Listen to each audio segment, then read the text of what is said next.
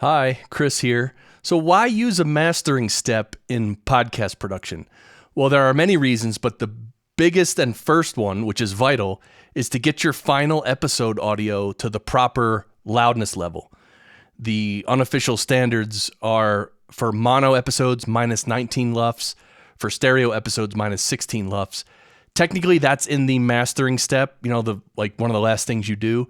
But you can also, if you want to be crazy like some of us, you can add some more EQ, some compression. You can do some little extra processing after your episode has been mixed and edited and it's all done. Just before you set it to the proper loudness level, you can actually use a little EQ, a little more compression, a little subtle compression, and it really helps to even out the episode, make it sound more professional. Now, again, you don't want to overdo this, right? Because in your mixing phase, you should be getting everything to sound good by itself and together with each other.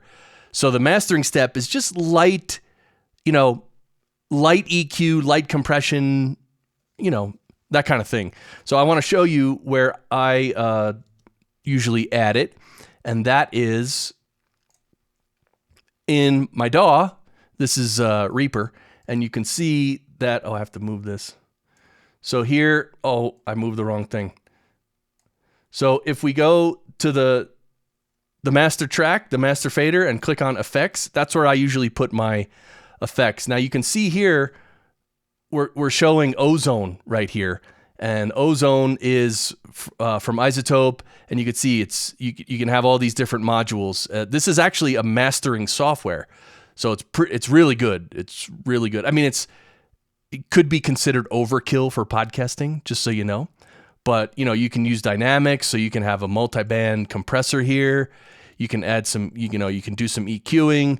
There's a maximizer, which is basically a limiter, and you can even get crazy and do some excitement, add an exciter, stuff like that. So I used to do this with Isotope Ozone, but I don't do it anymore. Really, all I use on my master bus, and there's a little asterisk next to that, I'll explain in a second, but I just use a dual stage compressor like this.